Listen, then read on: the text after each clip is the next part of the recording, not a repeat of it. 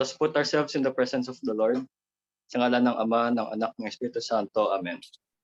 Panginoon, maraming salamat po sa mga biyayang ipinagkaloob mo sa amin, lalo na sa pagtitipon-tipong ito para sa presentasyon ng iminumungkahing proyekto ng Team Inayab. Salamat po sa iyong paggabay sa aming lahat na nandito. At nawa ay patuloy mo kaming gabayan sa aming mga magiging proyekto.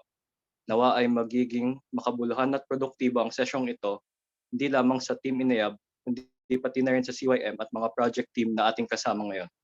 In Jesus' name we pray, Amen. Saint Ignatius of Loyola, Amen. Sa ngalan ng Ama, ng Anak, ng Espiritu Santo, Amen.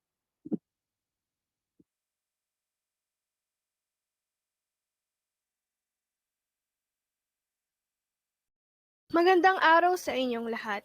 Kami ang Team Inayab at nagagala kami ngayong ibahagi sa inyo ang bunga ng aming masusing pananaliksik, pag-aaral at pakikipag-ugnayan sa aming partner community na Candon Youth for Empowerment Movement, ang Project Agkay Kaysa, catalyzing youth coalition formation through capacity building in Candon City, Ilocos Sur. Hango sa Ilocanong Agkay Kaysa, nais naming pagsamasamahin ang mga kabataan ng Candon tungo sa kolektibong pagkilos para sa positibo, inklusibo at demokratikong pagbabago. Narito naman ang mga nilalaman ng aming presentasyon sa araw na ito. Ang Candon Youth for Empowerment Movement o CYM ay isang organisasyong nakabase sa Candon City, Ilocos Sur at binubuo ng mahigit 200 na miyembro na karamihan ay kabataan. Ang layunin ng organisasyong ito ay isulong ang mga pangangailangan ng mga Candonian at magbigay oportunidad sa kabataan para makatulong sa bayan. Ayon sa aming Development Assessment Report, ang mga kabataan ng Candon ay nakaranas ng disempowerment dahil naging hadlang ang political environment sa kanilang lungsod, sa kanilang civil at political liberties, gaya ng malayang pagpapahayag ng opinyon ukol sa politika. Sa kabila ng mahigpit na political environment, lumikha ang CYM ng mga oportunidad kung saan sila makakatulong sa pag-unlad ng Candon at mga kapwa nilang Candonian.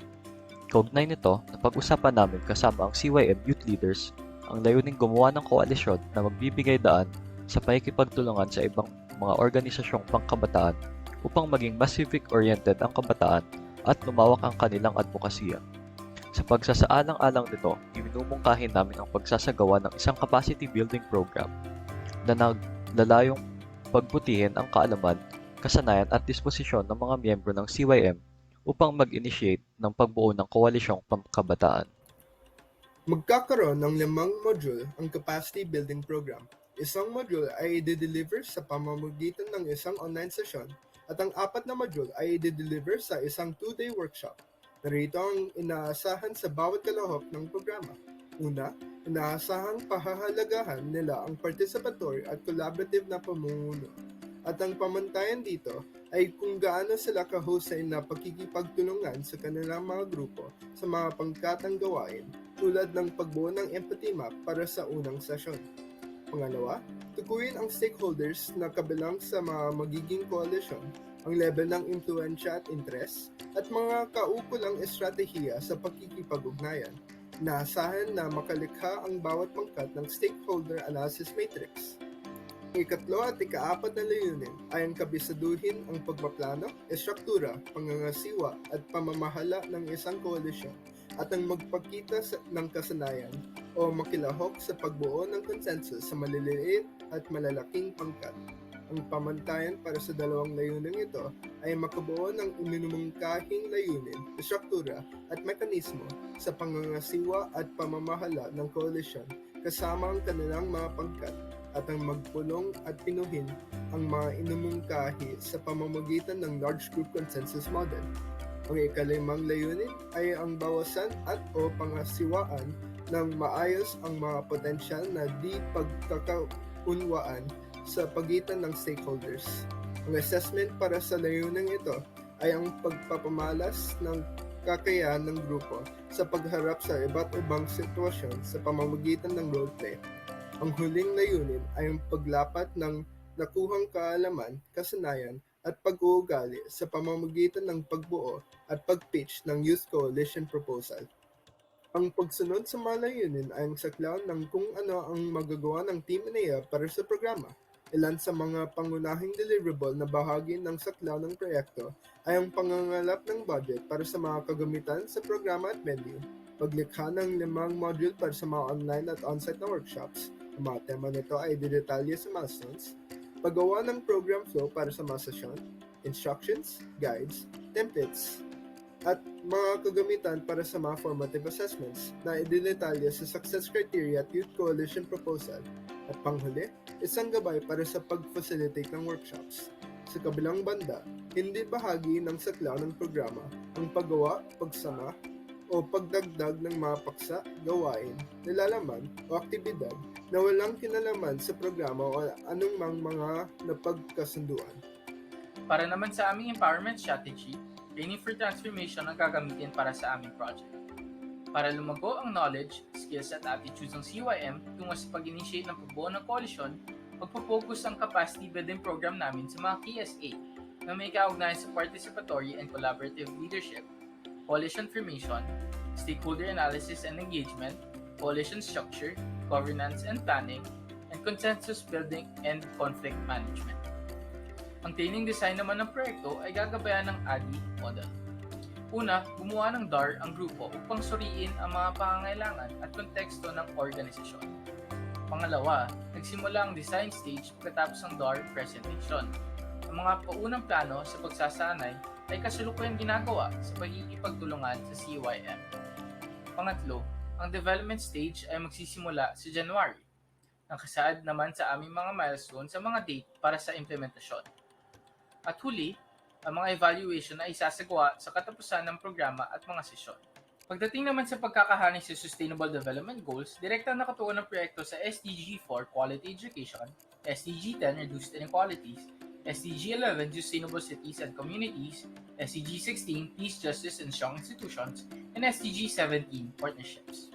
Una, ang aming proyekto ay tinataguyod ang SDG 4, ang pagtuturo ng participatory leadership at development at pagbuo ng koalisyon sa pamamagitan ng programa ay tumutugon sa Target 4.7, kung saan nilalayong mabigyan ng kaalaman at kasanayan ang mga kalahok ng mga pamamaraan na itataguyod ang sustainable development. Mahalaga rin ang mga SDGs na naglalayong itaguyod ang pakikilahok ng mga kabataan. Kabilang na rito ang SDG 10, kung saan sangkot ang pagpapalawak ng access mga pagkakataon para sa mga kabataan at iba pang mga sektor anuman ang katangian at kataluyuan nila. Dahil nakabase sa lungsod ng kando ng CYM at ang kanilang magiging koalisyon, at hinahangad ng pareho ang pagtugon sa local development sa pamamagitan ng pakikilahok ng kabataan, nakaugnay din ng SDG 11.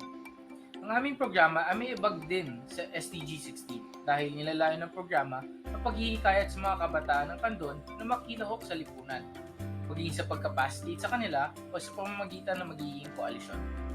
Bahagi rin ng mga module ang pagsasanay sa mga kalahok sa participatory leadership.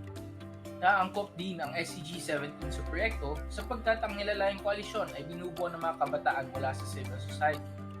At magiging mahalaga rin ang suporta ng publiko at pribadong mga sektor sa pagsasakatuparan ng proyektong ito. Sa huli, ang pagbuo ng isang koalisyong pangkabataan ay makakaambag din sa pagsasakatuparan ng ibang SDGs, lalo na ang mga sangkot sa mga advokasiyang itatarget ng koalisyon. Dalawang teorya ng pagbabago ang gagabay sa programang ito, ang Participatory Development Approach at ang Capabilities Approach. Una, ang Participatory Development Approach ay isang pamamaraang pinahahalagahan ang makabuluhang partisipasyon ng mga lokal na komunidad upang makamit ang self-reliant sustainable development at katarungang panlipunan. In-apply ang approach na ito mula sa pagsuri ng pangangailangan at konteksto ng CYM hanggang sa patuloy na pakikipag-ugnayan sa kanila sa paglikha ng programang ito. At dahil central ang collaboration at partnership dito, hihilingin namin ang tulong ng CYM sa iba't ibang bahagi ng proyekto tulad ng facilitation, logistics, promotions, paghahanap ng speakers, pagbibigay feedback o tulong sa programa at module, at iba pa. Ang capabilities approach naman ay tungkol sa pagpapalawak ng kalayaan ng isang tao na makamit ang mga kakayahang pinahahalagahan ng isang individual. Ang iminumungkahing programa ay isang paraan ng pagpapalawak ng kanilang kalayaang makilahok sa mga civic at pampolitikang mga aktibidad tulad ng pagboboluntaryo, isang capability na hindi lamang mayroong intrinsic na halaga, kundi may instrumental din na halaga sapagkat ang kanilang partisipasyon sa lipunan ay makakatulong sa pagdudulot ng positibong pagbabago sa kanilang community. Ngayon, narito ang mga naisawing makamit para sa pagsasagawa ng proyektong ito. Inaasahang magsisimula ang proyekto sa December 10 at sa bandang December 10 hanggang 21 naman, inaasahan naming matatapos ang mga memorandums of agreement, emails, template ng mga sertipiko, at mga packages na gagamitin sa proyekto. Sa susunod na milestone, mangyayari naman ang pagkalap ng aming budget sa December 10 hanggang February 11. Balak rin namin kumuha ng permiso para sa on-site at off-campus activities sa January 16. Sa January 23 hanggang February 18 rin, magsisimula ang pagkuha ng kumpirmasyon ng pagdalo ng ating mga resource speakers. Mula March 1 hanggang March 18, ipapalaganap ang mga promosyonal na materyales at sunod rin dito ang pag-finalize ng mga module at mga facilitation guides sa March 4.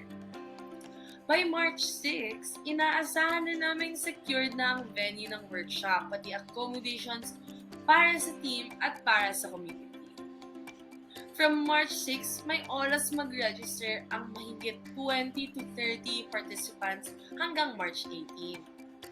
Ang sunod rito ay ang online facilitator training orientation sa aming facilitators from both Inayab at CYM na mangyayari sa March 25. Moving on to the workshop itself, mangyayari ito sa loob ng isang linggo. Iminumungkahing gaganapin ang online session tungkol sa participatory and collaborative leadership pati coalition building sa April 10. Bibigyan namin ng mga participant na isagot ang post-session evaluation forms hanggang April 13. Mangyayaring on-site ang ikalawang session sa April 15. Sa umaga, tatalakayin ang stakeholder identification, analysis, and engagement. Sa hapon naman ay tatalakayin ang coalition structure, governance, and planning. Ang third and last session ay gaganapin sa April 16 kung kailan itatalakay ang consensus building and conflict resolution sa umaga, habang may presentation of youth coalition proposal naman sa hapon. April 16 naman magsisimula ang post-program evaluation and turnover phase, kaya inaasahan namin na matatapos ang proyekto sa April 29. Ang schedule ng mga sinkronong sesyon ay tentative at nakadepende pa rin sa availability ng mga kalahok. Hinati naman namin sa dalawa ang pagtukoy sa budget, theoretical at actual. Upang matugunan ang mga gastusin, layunin namin kumalap ng pondo mula sa donation drives, fundraisers at iba't ibang sponsor at donor. Kaya naman, ang suma total ng budget na hihilingin namin mula sa mga ito ay 49,426 pesos. Ngunit kung sakaling hindi makatatanggap ng buong halaga, napagkasunduan din ng Team Inayab na magkaroon ng out-of-pocket expenses para sa pagpunta sa kandon. Makatitipid din kami kung gagamitin namin ang kakayanan ng bawat miyembro ng Team Inayab, mga volunteer mula sa CYM at kanilang mga koneksyon. Sa tulong nito, mapapababa ang gastos sa 27,276 pesos. Para naman sa constraints, assumptions, risks, and opportunities, ito ang mga tukoy namin kailangang pagtuunan ng pansin. Una, para sa constraints ay ang scope. Ang capacity building program ay magiging pinaghalong 2-hour online session at 2-day on-site workshop na magaganap sa Candon City.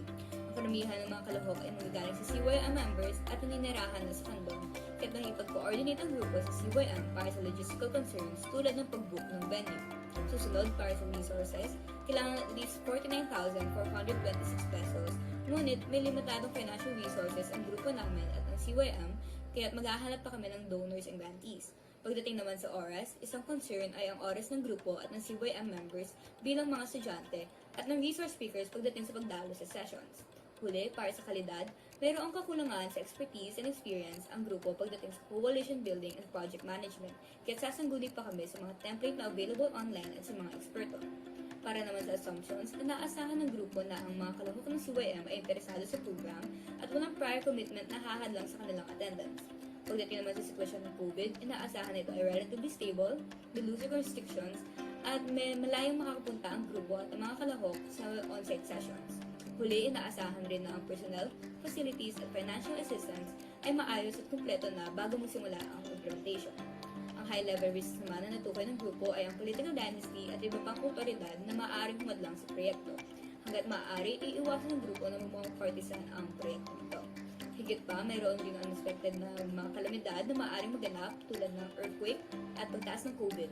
Huli, maaari rin hindi sapat ang accumulated funds ng grupo para sa pagtuloy ng proyekto. Pagdating naman sa opportunities, umaasa ang grupo na sa pagcapacitate ng CYM, maaari itong magdulot ng catalyzation ng pag-oorganisa ng kabataan sa kandon upang makihalok sa komunidad, paglawak ng saklaw ng kanilang mga advokasya at magkakaroon ng kolektibong aksyon sa pagtugon sa pangangailangan ng kabataan ng kandon. Para sa governance and project management structure, ito ang organizational chart ng mga decision-making authorities mula sa Team Inayab at Project Board na binubuo ng CYM representatives, force coaches at OC. Ang tolerance levels naman ng grupo ay ang sumusunod. Una, magpaparaya ang grupo ng more or less 30% ng tolerance level para sa acceptable na performance ng proyekto ayon sa hinahangad na outcomes, tulad ng 70% na marka sa formative and summative assessments. Para naman sa costs, ito tolerate ng grupo ang humigit kumulang 1,000 pesos na differential sa proposed budget at sa oras, ito tolerate naman ang humigit kumulang na 3 days na pagitan mula sa projected deadlines. Sa scope naman ay naasahan ng grupo na makumpleto ang 100% ng mga aktibidad na nakalista sa work breakdown structure at ang hindi pag-accomplish ng higit na 10% nitong mga aktibidad na ito ay maaaring hahadlag na sa programa. Sa risk naman, ang less than 75% attendance ng mga kalahok, pati na rin ang pagganap ng malawakang kalamidad na nakakapekto ng higit sa 5 kalahok o team member ay iaangat na sa atensyon ng project board. Panghuli, sa kalidad, tolerate ng grupo ang may kumulong ng 10% na pumula sa program evaluations bilang katanggap-tanggap na umabot ang proyekto sa mga itinakdang pamantayan ng grupo. Kung magkakaroon ng mga pagbabago sa proyekto at lalagpas ito sa tolerance levels na itinakda sa project charter, narito ang mga susunding hakbang. Una, ang mga pagbabagong kailangan gawin ay tatalakayin muna ng pangkat. Pagkatapos, isusumite ng project manager ang change request form kung saan nilalaman ang pinagkasunduang pagbabago at desisyon ng pangkat o mag-i-schedule ng pagpupulong kasama ang project board. Isusumite ang mga iminumungkahing pagbabago sa mga wastong communication channels tulad ng Viber o Messenger group chat kasama ang CYM at OSCE at email para sa mga course coaches. Kung naaprubahan ng project board ang mga mungkahi, irerebisa ang project charter ayon sa mga nasabing pagbabago at mga kondisyong itinalaga ng board. Pagkatapos, ipepresenta muli ang inirebisang project charter sa board at kung kailangan pa ang pagre-rebisa, kailangan bumalik muli sa step 2 kung saan magpapatawag muli ng pagpupulong ang project manager. Sa huli, kung maaprubahan ang mga pagbabago ng board, maaari na i-implement ng pangkat ang mga pagbabago. Sa huli, nangangarap ang Team Inayab, katuwang ang CYM, na sa kolektibong pagkilos ng kabataan ng Kandon bilang isang force for good, ito ang magsisilbing katalista sa mga pagbabagong nais nating makita sa lipunan. Ito ang hangarin ng aming programa na sa pagtulong sa CYM sa pag-initiate sa pagbuo ng isang koalisyon ng kabataan para sa kapwa kabataan at higit pa, lalong lalakas ang kapangyarihan ng kabataan upang makalikha ng positibong pagbabago sa mga Kandonian at maging sa bawat Pilipino. Diyos ti Agnina, maraming salamat sa pakikinig. All right, thank you very much, Team Inayab, for the presentation. Let us give them a round of applause. A heart react if we want to. We could use our Zoom reactions, or if your webcam is open, kindly send your appreciation to the team. Okay. All right, so now is the time for the feedback and question and answer portion. So let us first have our main partner in this project, which are the officers and members, or even advisors and mentors of CYM. So let us begin with maybe Sir Lou. Hello, good afternoon. May papakita lang ako sa inyo. Ayan. Ay, magkasama kami actually ngayon. Hello. Sa Ilocos ako ngayon. Okay. So we're together. Ayun, first off, thank you very much kasi this is more comprehensive than what local government usually does. So thank you for this, very specific, very organized.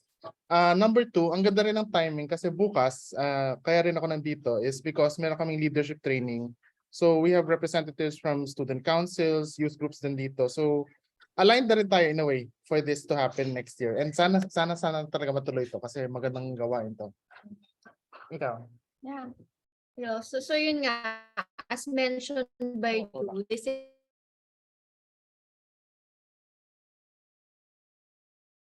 Nawala yata yung audio. Nag-freeze.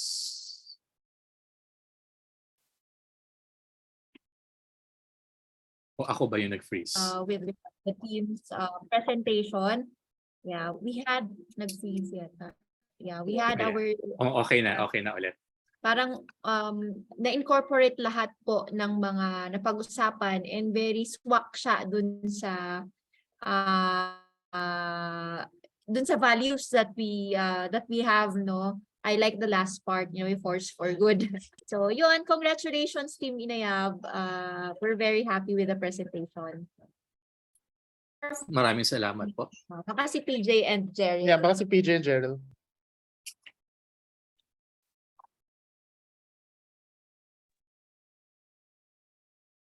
Hello po, magandang hapon. Magandang hapon.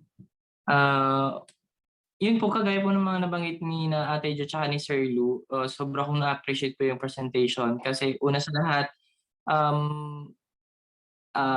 halatang-halata naman po yung effort to make the whole presentation really comprehensive and at the same time yung pagkaka-organize. Although it really seemed to be a tedious work, pero it only showcased the familiarity and mastery ng mga students doon sa yung sa pag-craft ng buong presentation, tsaka yung sa concepts na ginagamit nila, and it is really interesting. At the same time, they have never set aside yung philosophy or yung mga what do you call this, yung sa mga bagay na pinapahalaga ng CYM para at least mabuo ng tugma doon sa mga napag-usapan at sa mga ninanais ng Team Inayab tsaka ng CYM mismo. So sa ngayon, I think open naman for further modification if ever na meron tayong hindi masyadong napag-focusan ngayon. Pero so far, maganda po yung and well appreciated. Thank you and congratulations. Salamat, PJ. Meron pa po ba sa CYM? Hello po. Sa akin lang po, sir, highly appreciated po itong proposed project na ito. And actually, na-excite ako dun sa pinakita. So, what I can say na lang for now is that if you have ever questions, you can either relay sa amin ni na Ma'am Jo and other CYM members na nandito ngayon to help you to assist sa mga kailangan nyo dito sa Canton. Yun lang po. Okay, salamat po. Tanong ko din sa CYM, naging malinaw po ba sa atin yung parang venue at saka yung dates ng parang may on-site, tama ako, may on-site itong program na ito. Tapos parang medyo binago nyo, dinikit-dikit nyo na. Tama ba ako? Yung on-site? Pakipaliwanag nga ng mas maayos yung on-site component. Yes, sir, because last area engagement, ang members po natin from CYM, they suggested na instead of sobrang layo ng dates or weekly, they suggested na malapit na lang po yung dates. And mas maganda po din daw yung on-site kasi ayun nga po, mas comprehensible and mas pag malapit din po daw kasi yung dates, digestible rin po siya, like mas digestible for them. So we took that into account while making our schedule for the whole project. So yes. Kailan uli yung schedule ninyo na 3 araw na sabay-sabay? Ay, na magkakasunod? Tama ba ako? Opo, 2 araw po. 2 araw. Dalawang araw. 2 araw. Which is And- 15, 16? 15 Opo, and 16, Saturday, sir, of Sunday April. po. Okay. Yes, Jericho, ano yung gusto mo pang i-add? At to add lang po, and we considered din na other CYM youth leaders dumadayo pa po sa ibang lugar para mag-aral like Baguio. Okay.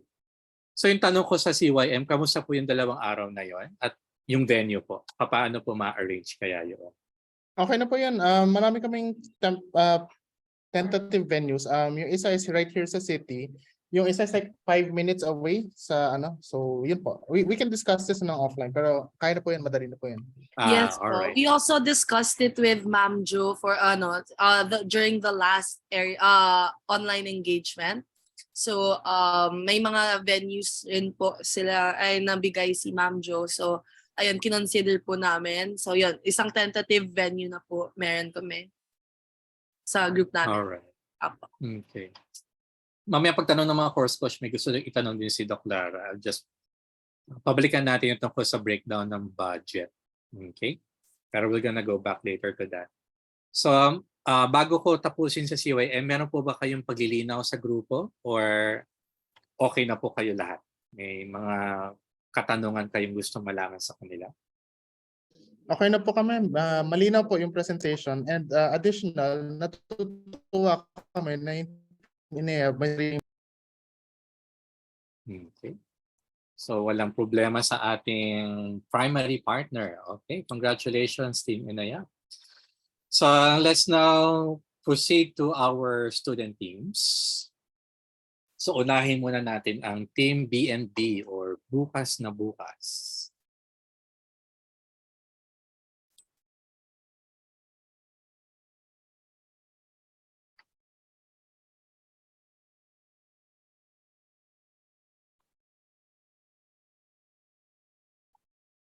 Hi, so far our team has no questions, but we would just like to commend the group for having a really detailed and clear presentation. And congrats! Your partner community really liked it, and we also would love to hear how your whole intervention goes. Thank you. All right.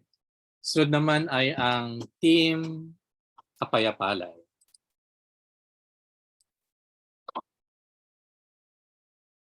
Hello po. Just want to congratulate Team Inayab also. Super good work and very in-depth explanations. On behalf of my group, I would just like to clarify, are we correct in understanding that you'll flesh out what the coalition is for or what they can do together in the sessions themselves? But generally, the purpose or the aim of the coalition is for empowerment by creating a network, something like power in numbers or expanding resources. Yeah. Response from the team. Yes, I think more broadly yung aim ng coalition building is to build a network para strength in numbers, collective action, tapos civic engagement for the youth of Candon. Pero yung specific goals or advocacies, I think sila na bahala doon during the session. I think sila na yung magsiset whatever they want the coalition to do or to be. Yeah. I would also like to add that the skills, knowledge, and attitudes that I learned during the workshop will not just be for this session in general. It's not just with the people that we'll be working with, but it's actually a set of skills that they'll be able to use in the future so that they'll be able to empower their fellow youth. So like building coalitions means being able to form partnerships with other organizations so that they would be able to better themselves. So yeah. Thank you. May tanong pa ang Team Kapayapalay. No more po. All right. Okay, let us now proceed to Ma'am Floy, our formator. Bago si Ma'am Floy, paalala ko lang, nilagay ko po pala sa chat box ng Zoom yung Google form kung saan we will be grading the presentation of the students. So pakiclick lang po yung Google form. Siguro sa CYM, isa either Ma'am Lou or Ma'am Joy, tapos isa sa mga members nila na kabataan. Then, of course, alam ng mga teams na isang member to grade the presentation of the students. Then, respectively, the quiz coordinator and the course coaches. All right, Ma'am Floy. Yes, good afternoon po sa lahat. Nandito ako sa classroom kung saan nagsisynthesis ang inyong mga classmates, DS, nandyan sila. Anyway, sige. Yung kalahati. Yung kalahati. Anyway, so, yeah, congrats also, no? I'm happy na we'll receive yung inyong presentation sa ng CYM, yung ating partner. Yun naman ang mahalaga, sila yung mas makapagsabi na katanggap-tanggap, okay sa kanila. Pero para sa akin siguro, para clarification lang din, yun sa participants natin, hindi ko sure kung, kasi di ba may recruitment sila, ongoing recruitment, are these for the, the current members or kasama ba yung mga possible new members? Tama ba? Ma'am Flo, yes. Basta member po ng CYM, it doesn't matter if they're new or not. They're free to join the program po that we're doing. Okay, sige. So, siguro I'm not sure kung consult na kayo with the training experts but of course lagi binabanggit ko sa ibang mga groups din na capacity building yung kanilang project, no. We need to also go through the training needs analysis and assessment, lalo na magkaiba yung level of tawag nun, KSAs, no, yung kanilang capacities or anong meron sila. So para lang siguro to level off expectations from both ends, either the old and the new members of CYM. Sa yon. Pangalawa, yan, yun yung budget na banggit ni Sir kanina. Kailangan siguro, sabi ko, medyo modest pa yung nakalagay na amount. Siguro, tingin ko, kailangan pang himayin pa uli, kasi baka may mga bigla ang gastos yan. Hindi ko nakita yung sa training materials. Meron ba? Yes, add contingency, no? Hindi ko alam kung meron kayong detailed allotment for training materials or whatsoever. First aid, kasi yung isang group, no, meron silang responders na 10,000 ang honorarium. Hindi ko alam kung na-consider nyo na rin yan.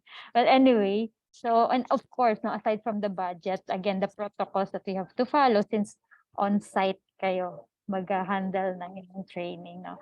So, I think that's it. So good job kasi well laid out yung dates, no. Yung budget pwede pang pag-usapan.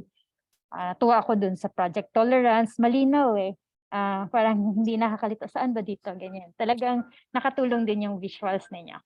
Good job. Miss, I would like to answer a bit about your question about the budget. A few of our members are actually about to undergo Red Cross training so that they would be they could act as the, what's the term, medic? First aid responder. First aid Responders. responders. So like they could act as the first aid responders. That way we won't have to pay memorandum Si to Marco have ba yun? another person working for us. Hindi pa, si Marco. It would be Marco or I could also be. Yes. Sana lahat na lang. And Marco, baka matulungan mo yung ibang teams, magpadala ka naman ng ROTC sa mga ibang teams na mag-o-onsite. Marunong mag-first aid. Nakamute Sige, ka, patuloy Marco. Po daw sabi ni Sir Loon, practicing medical professional. Wow. Okay. Pero may gusto pang idagdag tungkol dun sa budget. So babalikan uli natin. Paki-flash na uli yung budget team. I can add po. Actually Sige. po, Ma'am Floy, yung pong contingency fund or si Sir si Sir Lou po, nag-allot din po kami ng fund for that. So we called it actually emergency fund, but I guess it would be better to call it contingency. Pero it's there po sa administrative budget namin. So yun po. Okay. Dito sa, okay na yun, Ma'am Floyna. Kindly flash the screen with the, sabi ni with the budget things. Okay. So ito yung budget, yung theoretical, tsaka yung actual na pinakita. So, sa theoretical, yung transportation 9A sa actual, naging 0 na. Could you kindly explain that? Yan po. For the theoretical po, ideally po, yung funds po na makukuha namin from grants, it's enough to cover all of our expenses. Pero in the event po na hindi abot yung nakuha naming fund, we agreed amongst ourselves na po to cover the transportation fees. And including na din po doon yung accommodation for our team. Ayun. Could you kindly explain that further in terms of anong transportation yung gagamitin nyo, tapos saan yung accommodation? Okay po. For the transportation po, so we allotted po for yung bus ride po from Manila to Ilocos. I'm not sure if there's a direct going to Candon po mismo. But ayun po, so a Yan, bus sabi ni ride. Partas lang. Diretso na yun ang Candon, Sir Lou? Oh, okay po. Tapos mag-aalot din po kami ng transpo for yun po, just going around the area sa Candon po. Tapos yung So, accommodation? Opo. Before po, nag-try na po kami mag-canvas ng possible like areas na masastay namin sa Candon. But wala po, as of now, wala po pa kaming final na accommodations. Pero meron na po kaming list so far. What I'm seeing here is, alin dito yung ang ginawa nyo kasi yung sa actual kapag nakuha kayo ng funding. I want to see kapag wala pa yung funding support. And at the same time, what could be the items here na pwedeng mapag-usapan with CYM na kaya nilang sagutin? For example, yung venue or other things na meron na doon sa lugar na hindi na kailangan bigyan ng financial resources. Napag-usapan kayo? Sa last engagement po namin with Ma'am Jo and other members of CYM, we talked about the venue mismo po for the program. But as of now, hindi pa po kami sure if how much yung i-cover namin as a team or yung i-cover din ng CYM. Pero dun po sa discussion namin, nabanggit na po namin na yung venue, it's inclusive of all other amenities and facilities na po. Okay. So tanong ko na rin sa CYM yan. Are students expected to rent a venue or parang venue yung local government that could be used for free? Mga ganun bagay. Yung good news po, yung good news po dito kasi yung binabayaran lang talaga is food and yung venue is libre na. So, okay. All in na yan. I see. So di na kailangan ng rental fee for the venue. Okay, that's good to know. And then ano pa ba yung mga nyo dito? Kasi itong tauhan na to, discounts for whom?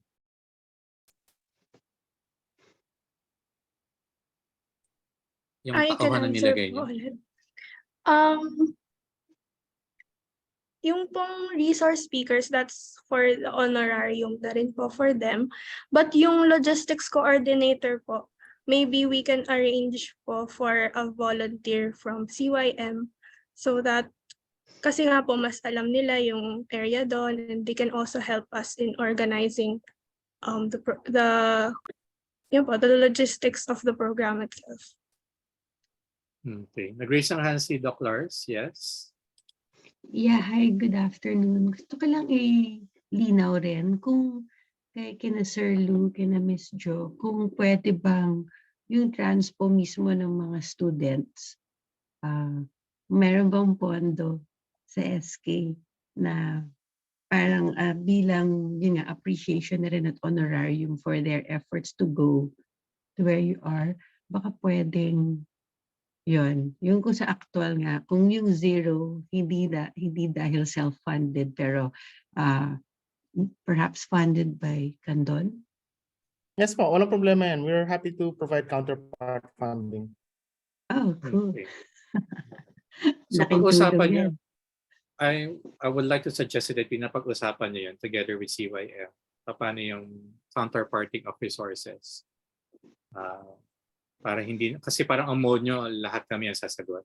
So baka namang may kakayahan din yung partner. Para at least, syempre, we all acknowledge that all of you are students here, so you're not earning. Kaya what you bring into the table is yung alam ninyo in terms of project management and coalition building. All right. So I think back end na pag-uusap na yan, Sir Luna, yung mga bagay na yan. Okay. All right. Salamat doon. So ang tanong ko naman, Doc Lars, may tanong ka pa sa Team Inayab? Siguro maya, it crops up lang. If ever, All right. I'll just come in. Okay, I want to know, sige, paki-ano na. Sir, Tanggal na can I add yung... something pa about the transfer? Yes. Sige, For sige. transportation po, Holly's dad's first cousin owns a bus line. So the 700 that we planned to have for transportation is already discounted po. And that bus is from Manila straight to Canton na po. Okay, all right. Then, yung inyong accommodation saan? Maghanap pa kayo? Or, di ba, may bahay, sabi mo, Holly, may bahay kayo. Malayo po vegan sa Malayo. Canton. Opo. So we search na lang possible Airbnb like Airbnbs or like hotels like I don't know, like the venue mismo na we were thinking of parang yes po, vegan is 1 hour from Candon. So my house po kasi is in vegan and it's far. Miss Holly, pwede naman daw si Miss Jo. She put in the chat box that she can help arrange for accommodations.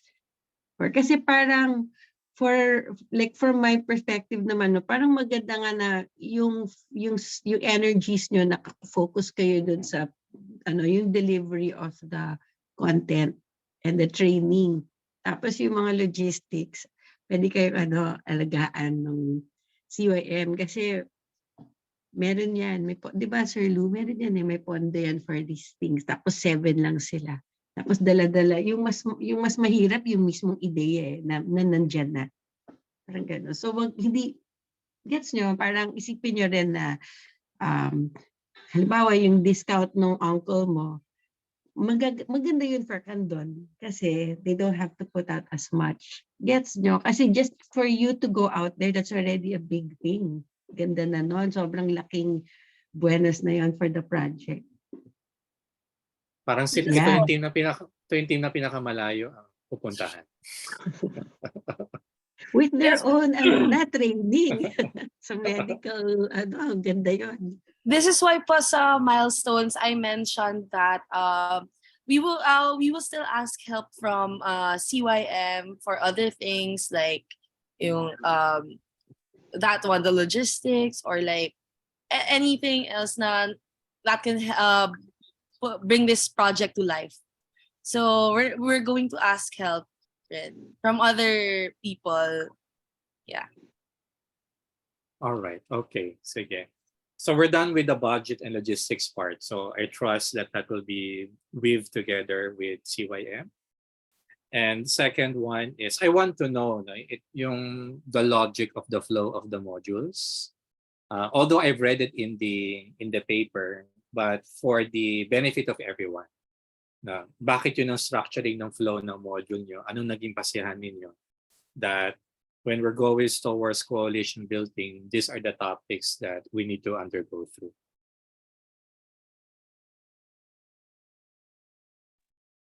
Actually po may nakita po kaming template na on coalition building, but it's for non-discrimination. I'm gonna look for it po. It's from the organization of OSCE po. And we inserted na lang yung participatory development because we thought na it's parang good for disposition setting or something, and it's related then to their advocacies as an organization. And it's related then to coalition building po. The template po is from the Organization for Security and Cooperation in Europe. But we're still looking to adapt it sa context ng CYM para mas maging appropriate siya po. Okay. Thank you for that, Jericho. May nasabi si Ma'am Floyd dito. Hello, please include the site visit para may ma-visualize niyo patulong sa CYM. So, maganda rin na magkaroon kayo ng ocular sa lugar so that you would know what will happen. Yun ang best scenario. Pero kapag wala, pwede naman din yun on the spot, pero medyo challenging pag ganung bagay. Okay, so aside from that module, ano pa yung mga pinaghugutan yung courses or topics that you learned in order to help you come up with this training program? When I said module, yung module na binanggit ni Jericho kanina. I can answer po, sir. Ano po kasi, parang na-inspire po talaga kami dun sa workshops na ginawa natin sa Soksai and sa Dev 106. So we really learned a lot. So we felt na baka maging beneficial din siya for excuse me, for CYM. And also, yun pong flow ng modules namin. Ideally po, magsa-start siya dun sa intro and sa stakeholder identification, since we're thinking na coalition, so maraming tao na involved. And then yung magko-culminate po siya dun sa final output, which is the youth coalition proposal. Tapos included din po ideally dun sa process na yun yung conflict management and the consensus building. Ayun po. So for us po, it seemed to make sense na ganun po yung flow na magsa-start siya sa knowing each stakeholder involved, and then having a small group consensus building, and then leading up to a large group consensus building, and then the final big coalition pitch. Ayun po. All right, thank you for clarifying on that. Okay, Hello, so sir. May I add yes. also? Yes, Marco. So this sem, I am also taking yung course na Dev 183, which is training management. So I can also apply some of my learnings in creating modules. And also yung sa ROTC, kami rin yung gumagawa ng module. So I have a bit of experience rin. Okay, thank you for giving that additional information. I was wondering din kung merong nag-undergo ng training management sa inyo. Si Marco pala.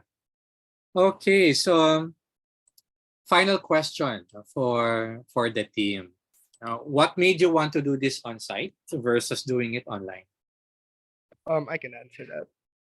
If you look at it at how people study, when you look at online, you'll be able to learn the lesson, sure, and maybe you'd be able to do the activities. However, without proper face-to-face activities, with not just your facilitators, but with also your fellow participants, there would be like a lack of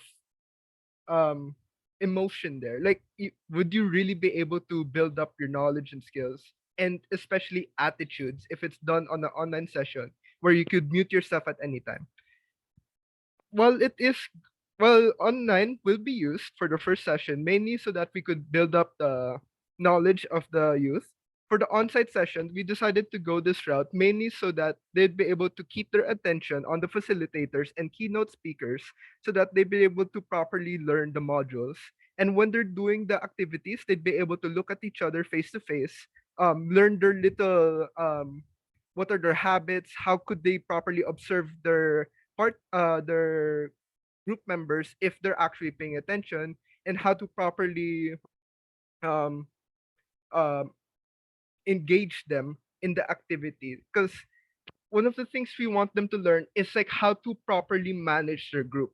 How can they work with team members that they haven't met before, or maybe team members that they just haven't really talked to that much? Because when it comes to coalition building with different partnerships in like other organizations, you don't get to choose who you work with. You'll be mainly working with strangers, and that way, I believe that on-site activities would be the best way for the participants to be able to properly learn the true meaning of coalition building. Okay, This thank is you for that. also Kathleen I will is add. raising her hand. Opo. Hello, I'll add lang. We also, when thinking or planning about what we would like to have as our activities for the workshops, we also realized that a lot of the workshops we had in class were so much better and more collaborative when it's done on site. And we thought that it would be a bit hard to have workshops online wherein we have to have breakout rooms pa for the participants. And then we also bringing back the discussion earlier about why we chose to have the dates together.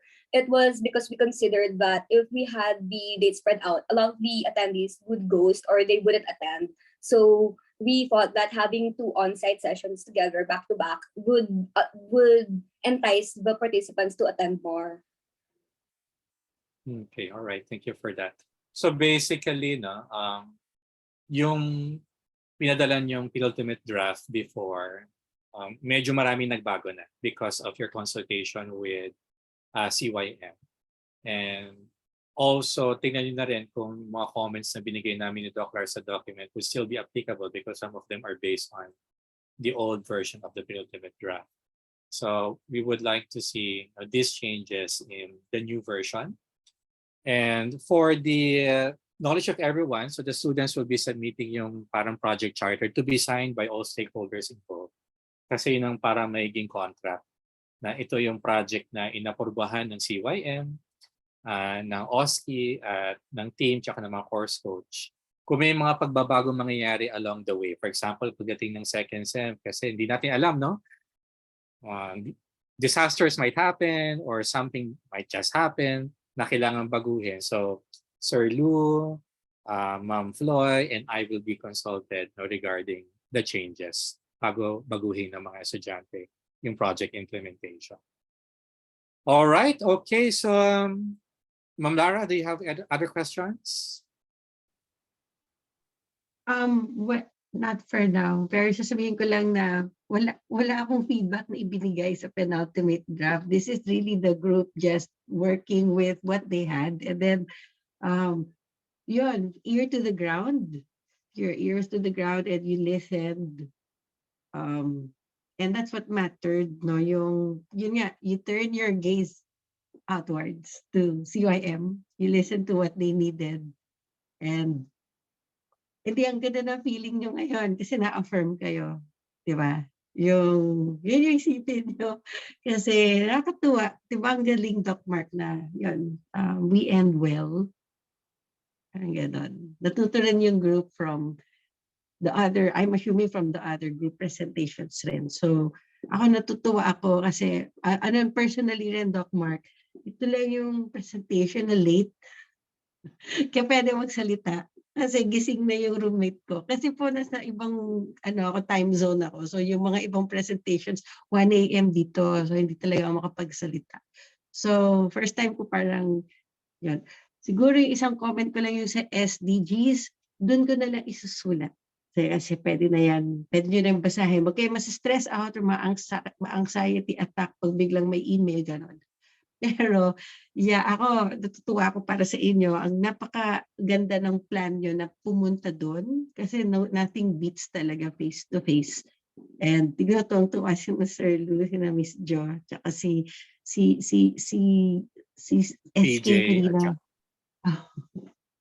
Yeah, so it's just positive all around. So pag ganun ka-receptive yung mga kausap nyo, edi ang saya niyan. Sobrang saya niyan. Okay.